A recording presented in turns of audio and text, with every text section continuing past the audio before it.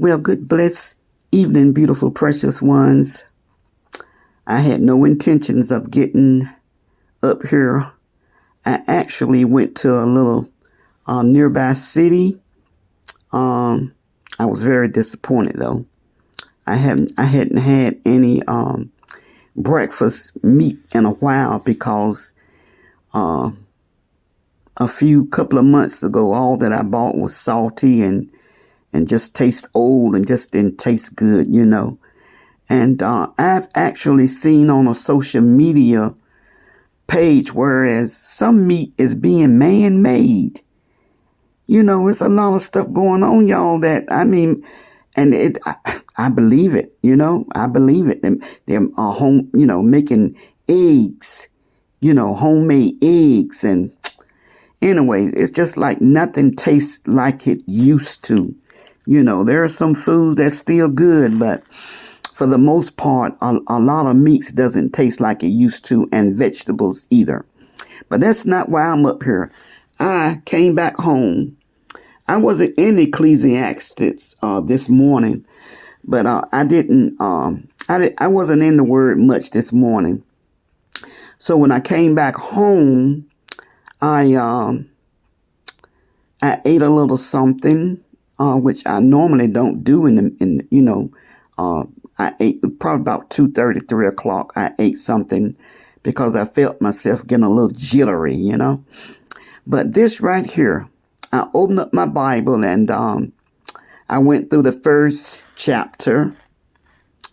But when I got to the second, when I got to the second, oh my God.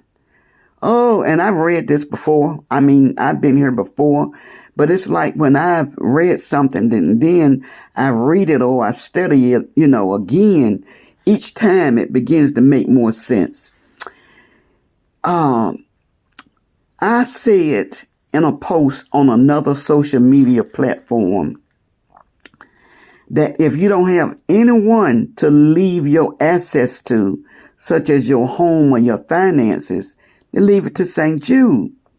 And I mean that, however, I do have someone to leave something to. But listen at this right here. Do you know how many people that have worked like race horses, Eskimo dogs, building wealth? And I know of a lady that purchased 2 homes. She bought 2 homes for both her daughters.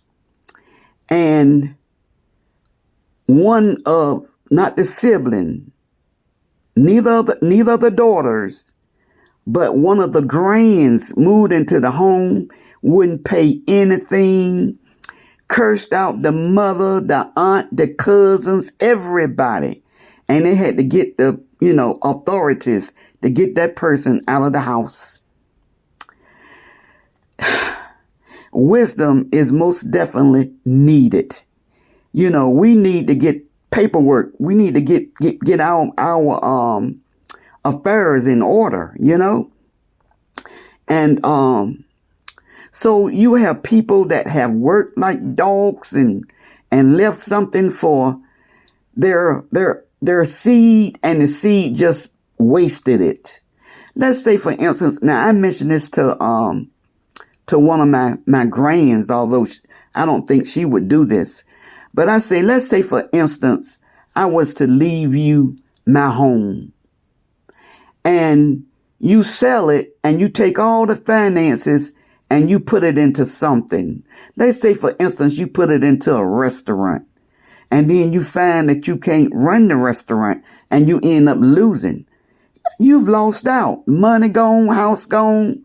But if you take that home and you keep it up and you rent it out, even if you don't want to stay there, you rent it out, then you got steady income.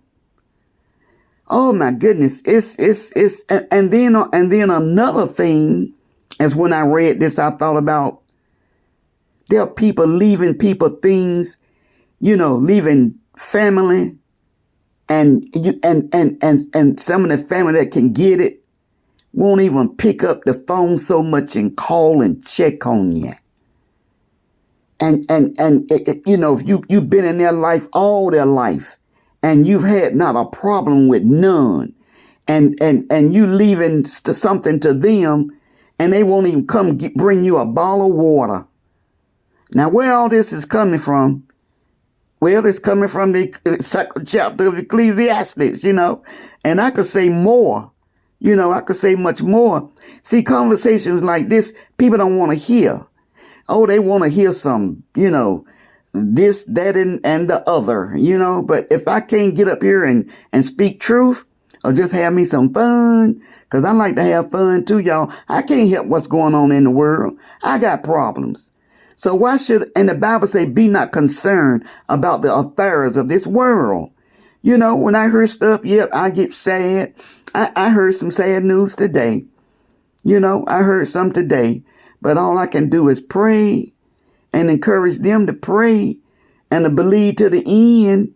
Just like David, when David's child, him and Bathsheba, they did wrong. And then that baby came. I don't know if it was the baby from that or after they got married. I don't know, But as long as that baby was alive, David, he fasted and he prayed. He believed to the end. And then when the baby passed, he started back to eat because there was nothing else he could do, So when we pray, we need to leave it with the Lord and just go on about life.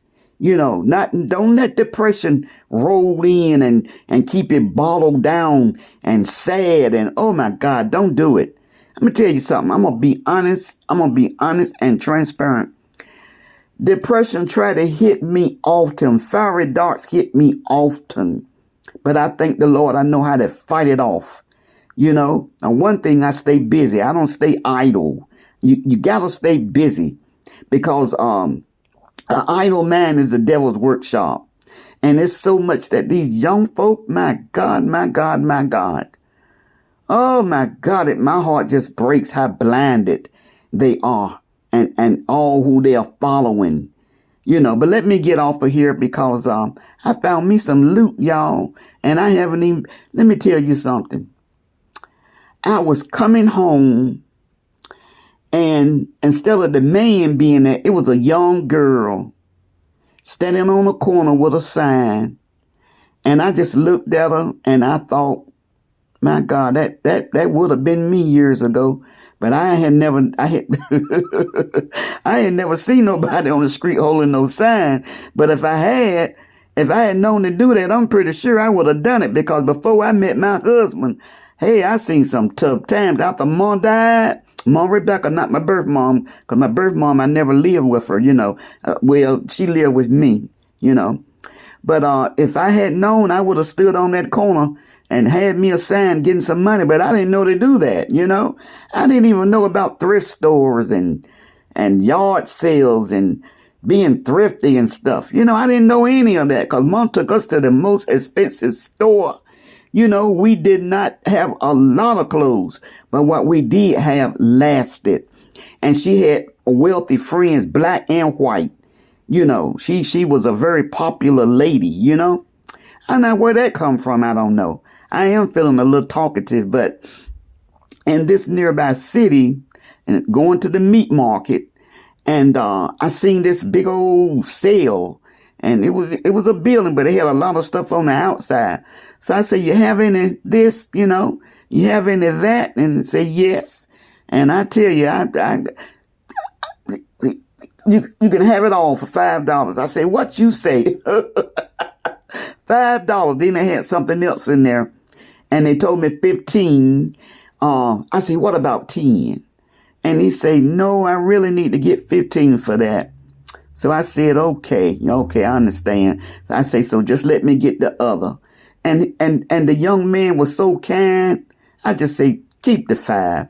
I'm going to give you the 15 for the other, But ever since I gave that young lady some money, she didn't ask for a dime. I just looked in her eyes.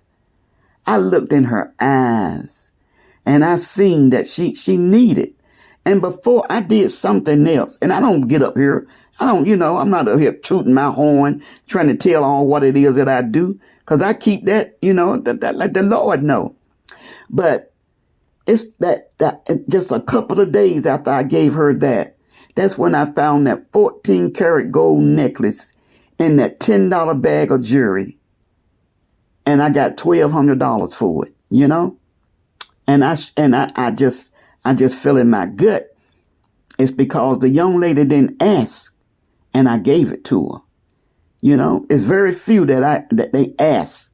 Cause some they standing on the corner for alcohol and drugs. You know? Anyway, let me get off of here. Look, remember, wise men, ladies, boys, and girls, still seek Jesus. He loves you, and so do I. All right, till next time. Bye-bye.